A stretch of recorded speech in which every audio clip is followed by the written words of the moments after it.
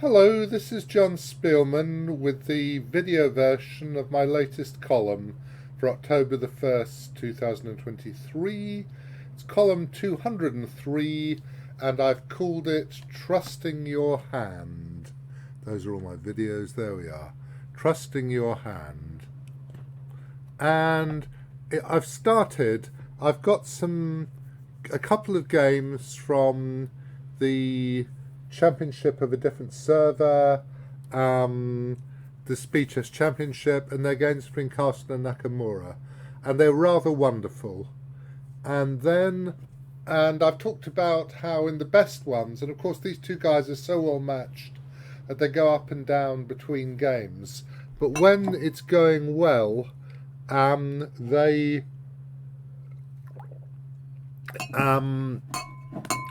just trust their hands, you just move with their hands and don't think too much. Thinking is not a great thing to do when you're playing Blitz, and yes, it is recording, isn't it? Excellent. That does say that. Yes, it does. Sorry, I'm faffing. Right. Now, so what I've got some games from there. And then I talked about the Pac-Man book, which I've got on my shelf, which I talked about a fortnight ago.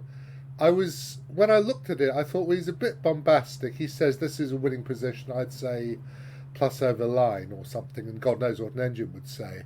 But he has got very good examples. I really like his examples. So I've got a couple of examples from there of moves played sort of with the hand as well. So I've got 5 examples. We start with Nakamura Carlsen. This is game 9 of the Chess.com Speed Championship. It's still at 5+1, 5 minutes and 1 second increment, and it's an incredible game actually. And I'm going to show you. I mean, you may have seen it already, I don't know, but right. So black is trying to attack the e5 pawn, therefore wants to take en passant on d3 to prevent white from supporting the said pawn with the move d4. And there are various things you can do, but you can basically mainly either castle or play d4. Nakamura played castles. D4 is also interesting. Probably take with the bishop rather than the queen. This is a position as well. And now f6 is one interesting move, and g5 is an interesting move. I haven't analysed them particularly carefully. Remember, it's just a blitz game. So actually Nakamura castled. Knight c6, rook e1, queen c7, queen e2. And now the move you play in such positions to get as much pressure as possible. I mean, you could maybe go bishop a4, I suppose, but it doesn't look great. He went g5, Carlsen, to attack the e5 pawn. d4, main move. h3, bishop g7, d4, takes, knight d takes e5. Doesn't look great for white, does it? All of these are a bit unclear. I mean, the whole thing is very unclear. So at g4, and queen e5, and queen back to f6. Probably wouldn't go to g7. Maybe you might be allowed knight e6 or knight f5 or something. It's very hard to tell in this position. But what happened was, in fact, he went queen g4 was an alternative, bishop e3, h5, which is a very maximalist move actually, really trying to hold on to everything. Bishop b5, and here I don't know. Knight c5 is a normal move. Carlsen played e5, which is a very, very maximalist move, saying, well, I'm going to try to hold everything. And, well, the thing is, you look at this position and you think, which of white's pieces, well, you could do, I don't know, who knows what Hikaru did, but you think, a couple of my pieces are not playing, the knight on b1 or the rook on a1, so what do? I get the knight out. I would play knight takes c3 if it were legal, but it ain't. So I'm going to play the move c4. He can't take the knight yet, and who knows what's going to happen. And, I mean, there's lots of lines. I mean, knight takes d4 takes king d8 is a line. Bishop takes knight, pawn takes takes. And interestingly, yeah, glancing at this, I might as well correct the glancing bit. Sorry. Excuse me, glancing at this, sorry about that. I thought it must be good for white, but actually in this position, black has the excellent move. Sorry, God knows what this word, glancing, that's the word, isn't it, that I want. He has the excellent move G3, and it's black who's first to attack. And this is very good for black, apparently, which was not at all obvious to me at the time when I was looking at this. But that's what it says, the engine. I completely believe it. I mean, these sort of things it does very, very well. And you can see that it could start an attack very fast before white gets in knight to d2 to e4 and starts attacking black. So that's interesting. In fact, knight c3 takes here. This is a line, and God knows. I don't know. And it says bishop b5, knight e5, knight c3, bishop b6. And this is also very unclear, of course. Everything's very unclear. Anyway, Magnus thought a long time and played a6. He thought a minute, which is a long time. It's actually a bad move, because after this, white is attacking very vigorously. Knight takes that. Now, the thing is that the engine blasted. It just says, why not go knight takes knight, pawn takes knight, knight c7 check. King moves, knight takes rook, bring your knight out and be the exchange up. That just isn't how people think, though perhaps it ought to be. But I think it's very easy to imagine you're going to deliver checkmate here. With all these horses stomping around. This all happened. Rook e3, yeah, should have gone. This is interesting, actually. I wanted to play a3 here, but unfortunately you have time to play rook d8. And if queen c2, you then have the move queen c1, you have the move bishop d2, which is really annoying because then you're messing white around, getting your pieces out with tempo. But apparently queen b3 is unclear. Because black's going to have more pieces, but his king is going to be bad. Having a bad king when you're faced by a queen is always quite scary. Anyway, he went rook e3, which is not a good move. King e7 check, and he's run away. Run away, as Monty Python would have it. Bishop takes b8, knight takes that, is nice for black. Black's solid here with the dark squares. Yep, these moves happened. And here, queen d2, I don't know if you could play b4 now, who knows? No, he's going to need to support b4, of course. And here he should just have played bishop f8, apparently. He went bishop d4, which is a mistake because it's losing control of the dark squares. Takes, e takes. Presumably if knight takes, you play, I think, rook e5, actually. If I let me just ask an engine. I've shown this to lots of people, so I can't remember exactly what I've shown to whom. But rook e5, exclam. And the dark squares are a real mess at this point. Knight f5. Does he need to play knight f4? I just want to go rook ae1 myself and have a nice position. Rook, can I not do that? That's not going to be okay. Doesn't like it particularly. King h7, but it does like knight f4 because that's a far from obvious move because it's going away from attacking f6, but apparently it's dangerous. Have to go queen f6, queen g5, there's knight e6 check. So you have to go here, and then, unless you can go queen c6, when I assume you can't. And now queen b2 apparently causes a major incident. That's completely unclear. Threatens knight d5 again, very hard for a human being to be sure about that, but okay, if it's true, it's true. I mean, you know, that wouldn't happen in a blitz game, I think. Queen b2 at slam. Okay, but he went e d4, b5, and now the dark squares cave in, basically. still trying to defend himself. It's not a great move. Just f4 is a good move to take more dark squares and to prepare f5 to open the f-file. And this is apparently a catastrophe totale, which is not so surprising. What actually happened was this.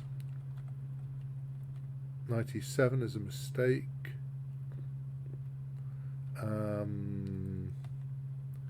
F4, queen checks is still good, I think. This is still very unpleasant. And here, suddenly Carlsen had the advantage.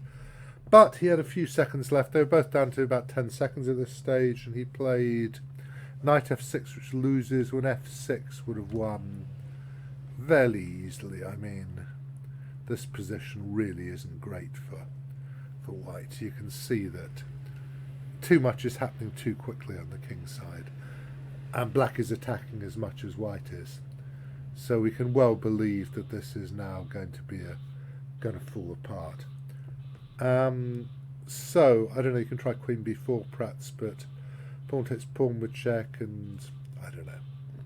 It's easy to believe that there will be winning moves for black, but I haven't seen them if he tries to bring his king to e3. I mean, I'm wondering about this now. It's the only move I can see that makes any sense. I assume we take, do we? King to there. Now, do we play pawn equals knight or not? Pawn equals knight would put even more pieces on prise. Oh, you got rook h4, haven't you? When you, what I didn't see, but rook h4, there will be rook e4 check, but that probably doesn't matter. So check here, check. Oh, knight c5 it says. If check, new variation. I don't even know what's going on now. I was looking at this, then I was thinking check, check, some sensible move.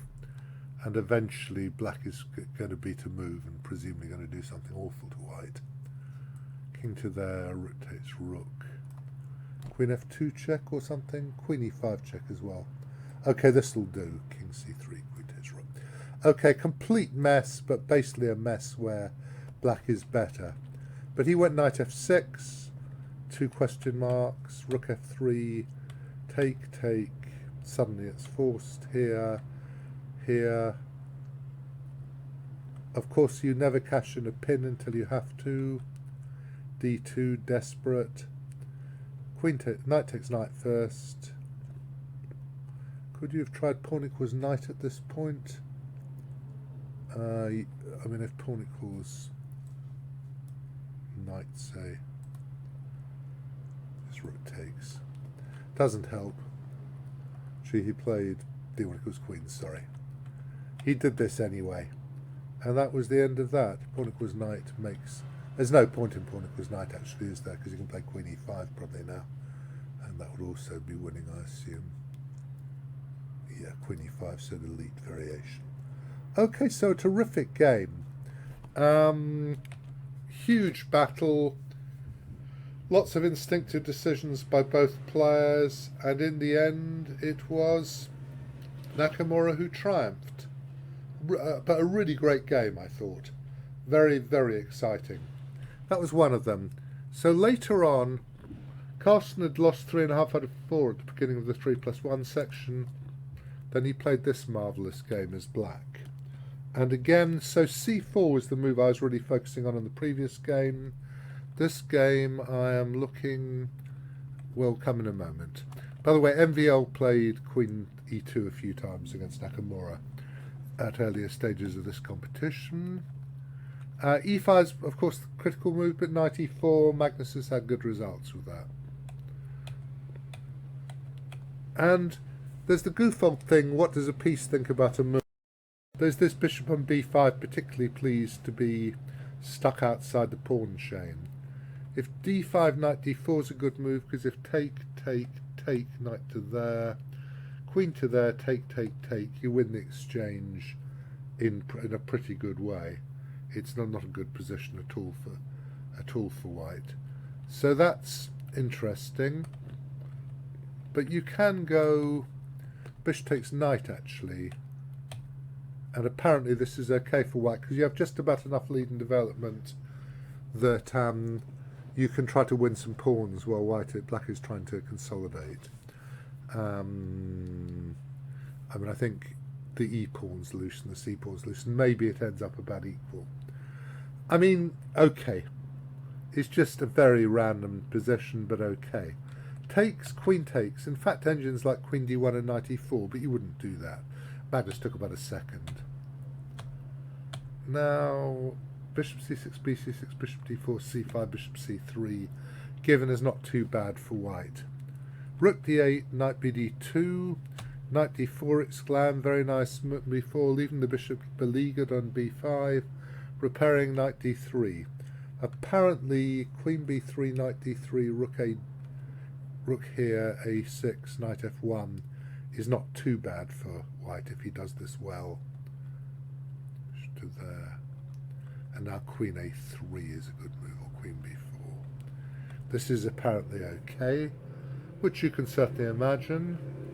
But that's really what he had to do. He went bishop d4. And Magnus had to decide what to do. He took about a second and he went splat, bishop h3. Intuitive sacrifice. Black gets 2 pawns for the piece, and the bishop on b5 is out of play. There's threats against the bishop on d4, and the knight is coming to d3. I doubt if he thought much more than that. Takes. I didn't give queen b3, did I? I'm not sure what you do. Perhaps knight g4 then would be a good move, would it? Followed by rook d2.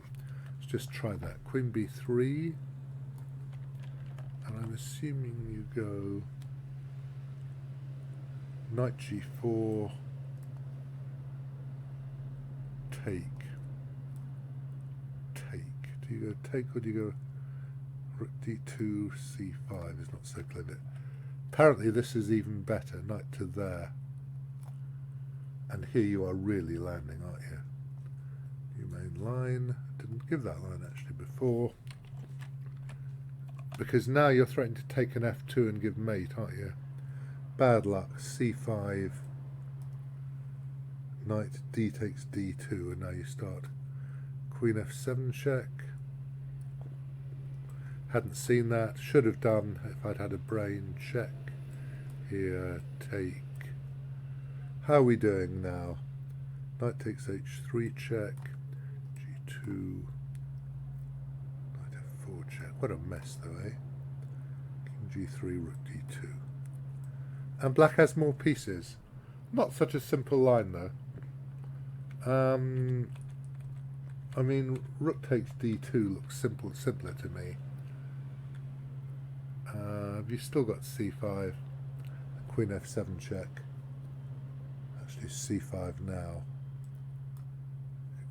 Takes, queen f7 check again.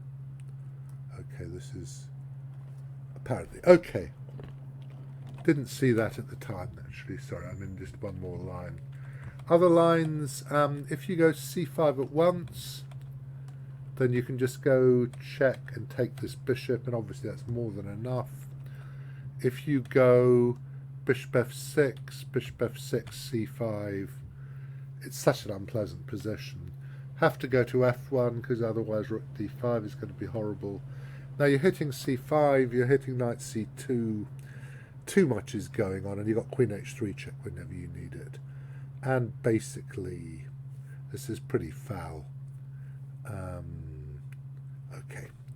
So he in fact went bishop b5, which is a mistake. Knight d3. Would you take the rook on e1? No, you wouldn't. Magnus took 10 seconds. I wonder if he was considering some other move. Eventually he played this, which is obvious. The two best defenders are the bishop on g3 and the knight on f3. Knight here. Take, which is lovely because now you get to do that. A6 back.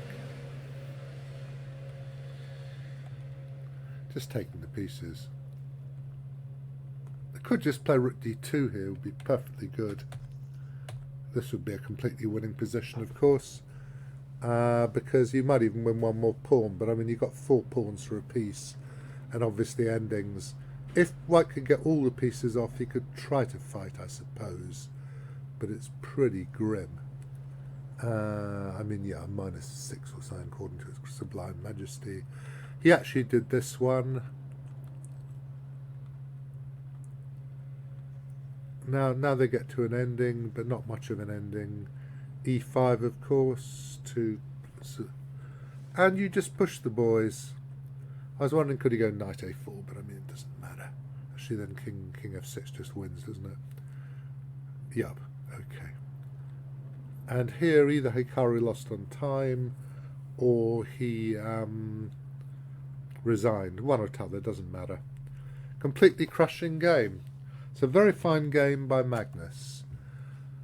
Yeah, they beat each other to a standstill, and Magnus just managed to win, but it was tremendous, I thought. So then I've got this stuff from the Pacman book. The first one is this position. We can get to it. I'll put it in replay training.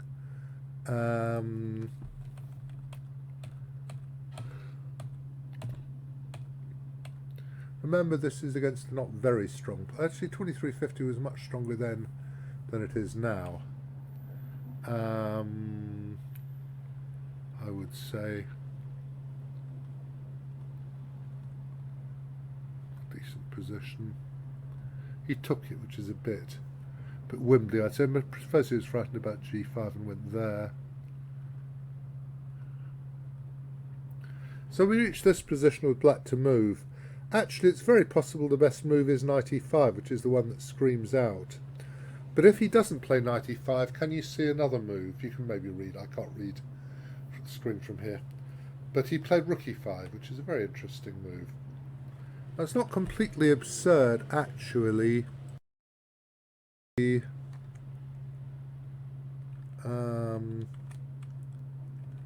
play queen h4 here.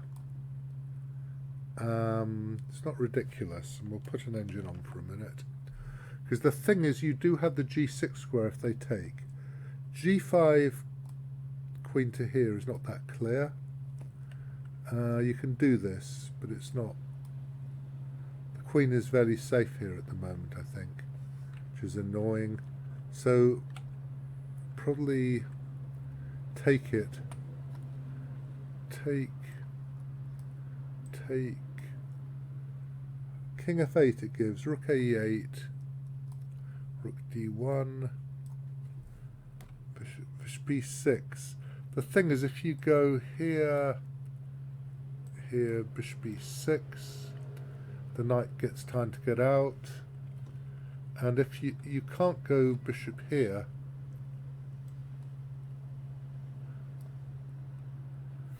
sorry, it's freezing.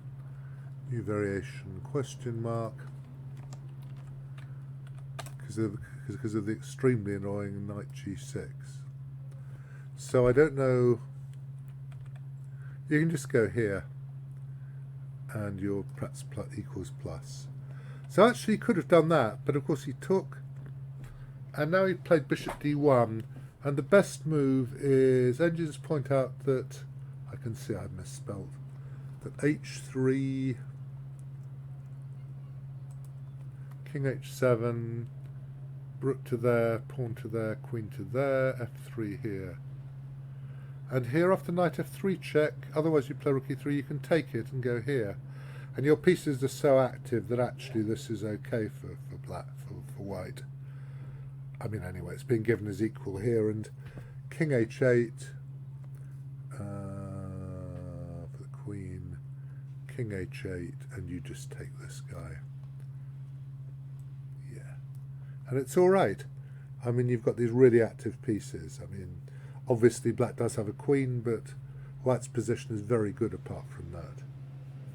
Okay, so that would have been quite clever, but in fact he went bishop d1 to stop f3, rook d8, then the mistake bishop to there, which is a blunder. Queen e2 f3 is very unpleasant, actually. Pawn takes, bishop here, king here, knight there. Then the horrifically strong move, queen b6. Changing the focus and crushing white. Very unpleasant little move, queen b6. Queen e3, bishop c8 it's giving, not bishop h3, which must be another move. No, bishop c8, bishop f3, rook to there, of course. Queen back, take, and it's an enormous attack. If pawn takes, check, check, leads to mate. This sort of stuff is pretty awful. And you're still attacking. So what White tries to survive, but he can't. But what happened was he went bishop b2, which is a big mistake. King h7, threatening g6. g4 was the only move to keep going. Now not... If g6, g5, presumably, he went here first. Threatening bishop g4, so he had to do this. And now the cunning move, rook h8. It didn't have to go rook h8, but it's a very cunning move. Threatening g6. Queen takes pawn check, king g8, and there is not remotely a defence in this position. There is no chance of a defence, so he resigned. So rather a nice nice game, that. And so then I said, I just pointed out the famous Karpov-Korchnoi game. If we get to the diagram, this very famous game, then after rook back there, White wants to land with a knight on d5 rather than the rook. And so Karpov played this thing, whereby he ends up with a knight on d5 and then is able to give mate. Because a rook on d5 does nothing to attack the king side, whereas a knight on d5 is absolutely devastating. So that's sort of analogous, very slightly, I thought. Sufficiently analogous anyway that I popped it in. And yeah, okay, the game ended. This lovely move blocking the 5th rank. Don't play knight takes bishop because rook e1 check, but you go check and then take. Check and you win. Okay, so that was that. Then I thought I'd give one more example of from Pachman, and this is an example of a nice, again a sacrifice with a hand. Haven't played through the opening moves actually, but it's a dragon very obviously, where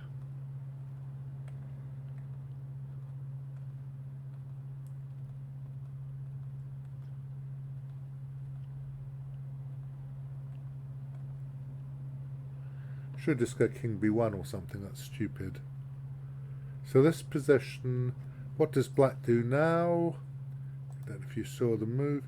He plays this move to force white to give up his bishop, thus taking total hegemony of the dark squares. Take, rook to there. In fact, queen g3 is the best move now. Rook to there, bishop.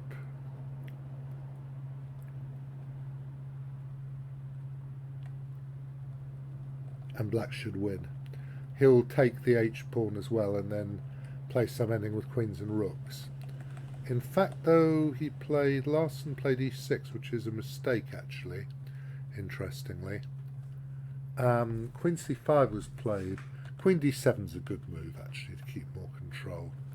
Now, if queen e5, you have queen d3, very annoyingly, which defends everybody enough. And if you play queen e3, queen d3, bishop h6, well, you can take and you can play king c2 and you're all right-ish. Perfectly reasonable ending. You're just going to take, I think, aren't you? Probably take, king.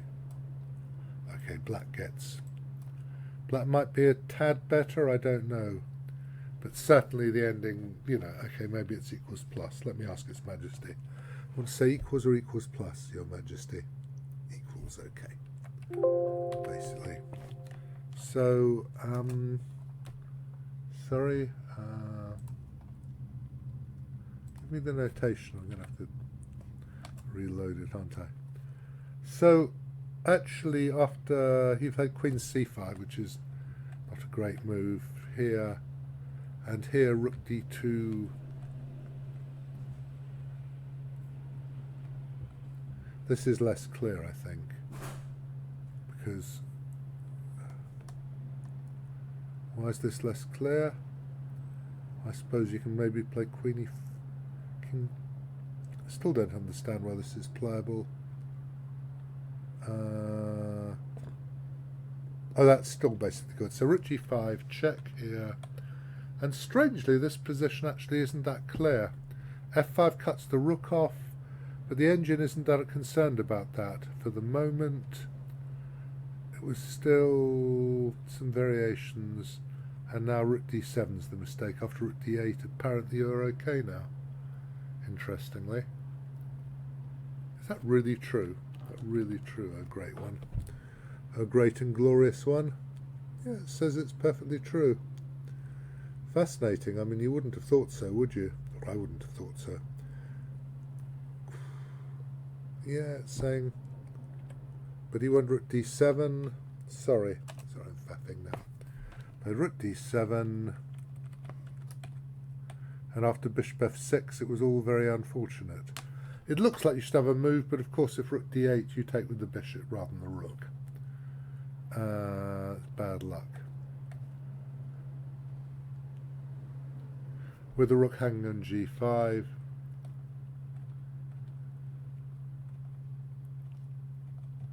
And that's what happened. So in general, if you play a sacrifice like that, you'll probably win because it'll be too hard to defend for a human, even if there was a defense. But sometimes there is some slight risk. So essentially, these were a lot of moves played with the hand. So now I'll see you. I'm on holiday in a fortnight, so I'm hoping, I haven't actually had confirmation from ChessBase, but I assume that the next column should be in 3 weeks' time, which will still give us 3 weeks, then 2 weeks, because of the way the months end. So that should be, I hope, on the 22nd of October rather than the 15th. And I hope you've enjoyed this, and see you soon.